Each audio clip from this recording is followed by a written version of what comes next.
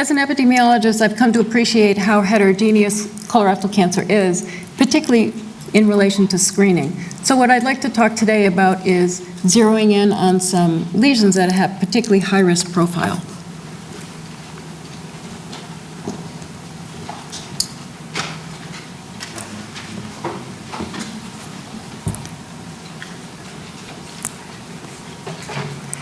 So in 2002, it was pretty clear that we started with a normal epithelium, colorectal colon, and two routes were possible. You either progressed to a likely precursor, adenoma, or you were lucky and a hyperplastic polyp was detected, and pretty much everyone agreed it was benign. However, that paradigm is no longer true. And I set to study out whether or not, in fact, hyperplastic polyps really are benign, and to do that, I engaged in a population-based colonoscopy study at a large integrated health plan. And in doing so, I thought about some new studies that we really needed to undertake to investigate whether or not these precursor lesions were significant harbingers of colorectal cancer. And in fact, as we've just heard, there may be other circulating markers that would help identify high-risk lesions. And many of my predecessors have talked about approaches to use a biomarker. But I think what we haven't talked about is identifying really the aggressive biomarkers. And I would say that those are the SAS-lacerated polyps. So certainly we understand in the chromosomal instability pathway the precursor lesions, but what we don't understand in the micro-unstable pathway or the methylator pathway, what the precursor lesions really are.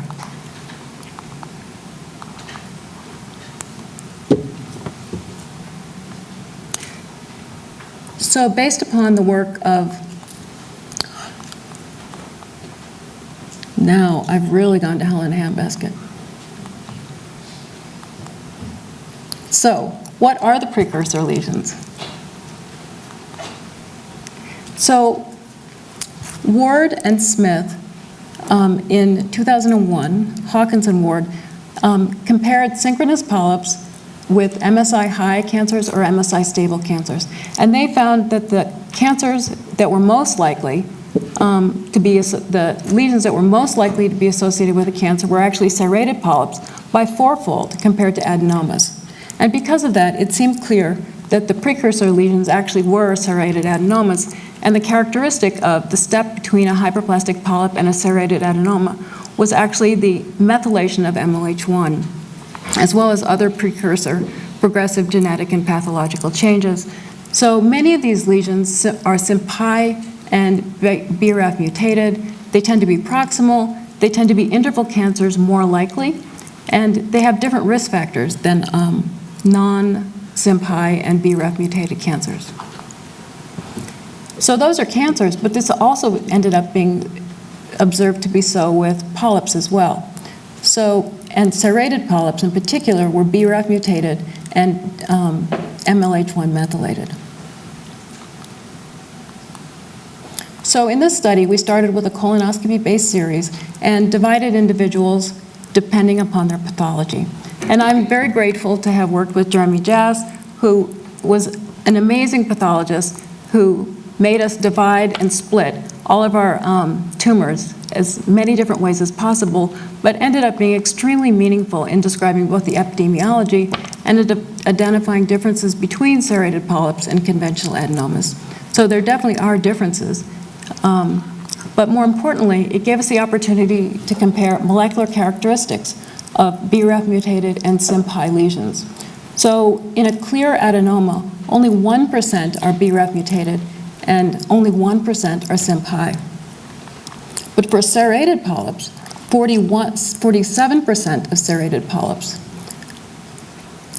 are BRAF mutated and 25% are SIMP-high.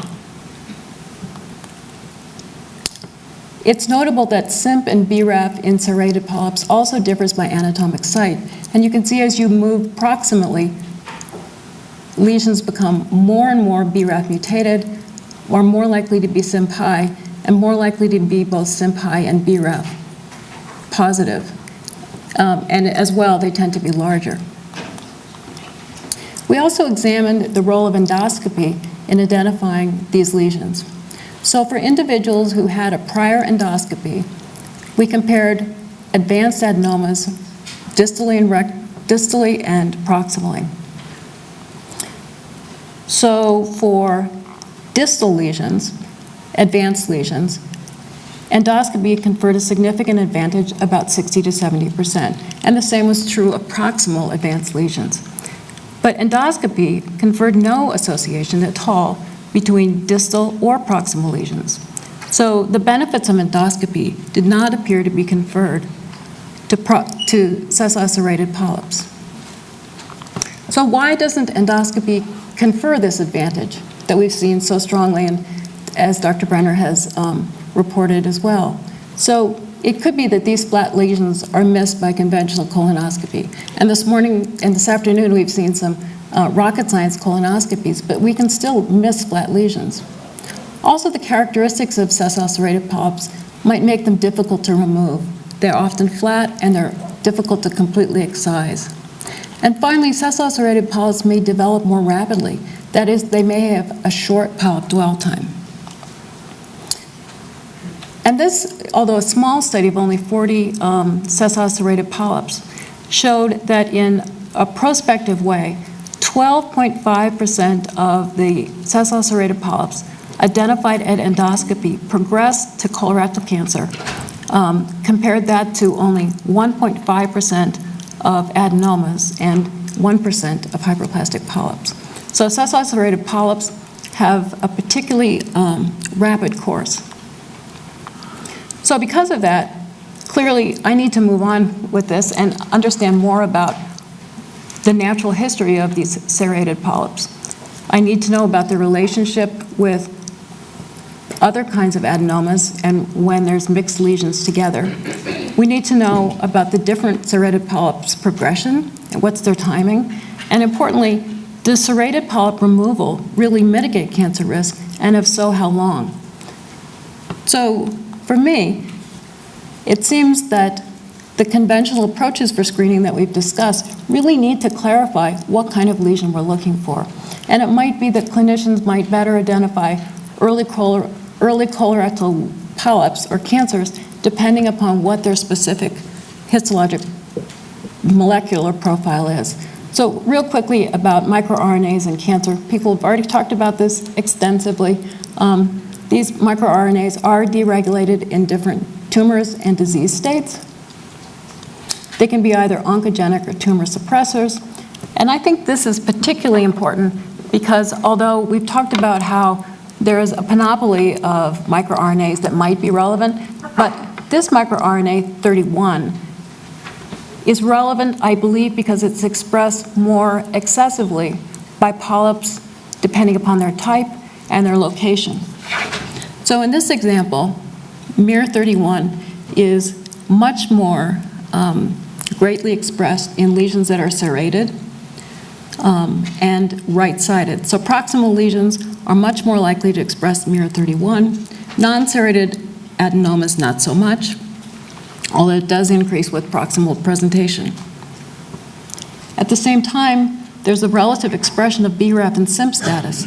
So serrated lesions with BRAF mutations are much more likely to express MIR31 if they're SIMP-high, and serrated lesions with wild-type BRAF, in contrast, are much less likely compared to serrated lesions with BRAF mutation to express MIR31. These, of course, are assessments based upon tumor tissue. So this is the presence of MIR31 in tumor tissue. So does it make sense to consider circulating microRNAs? And in this example, from a very small study that we did in Seattle, we definitely see an increase in cancers, very few cancers, but the odds ratio is 6, statistically significant.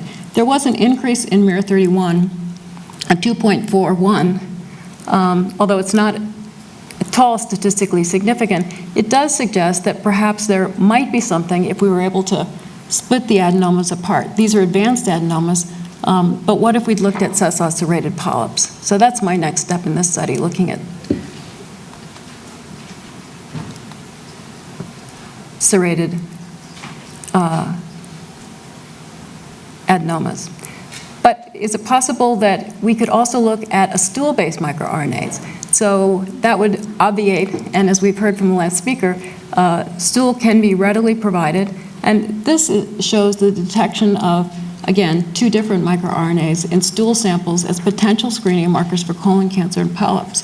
You can see that the normal polyp to colorectal cancer is a nice continuum. Again, naively, this is a polyp and probably more likely than not to be an adenoma. But if we looked at sessile serrated polyps, we might see an even marked association with MIR31, just as we saw that BRAF and CIMP were relevant.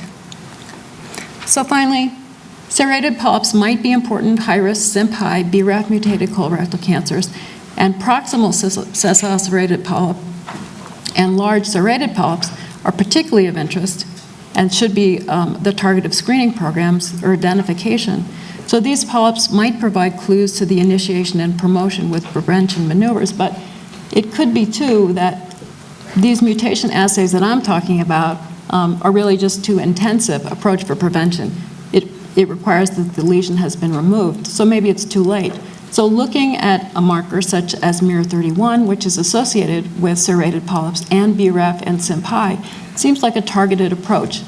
And if we can find a circulating MIR31, it might detect these high-risk markers, or it could be that a stool-based microRNA could be used alone or integrated in with existing markers.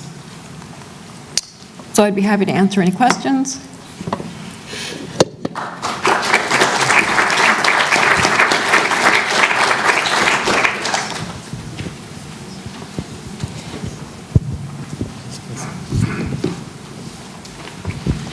It seems that if you have a perfect test for the sessile serrated and they're on the right side, it makes a big difference as to whether you think they're being missed on colonoscopy or if they're growing quickly in the interval.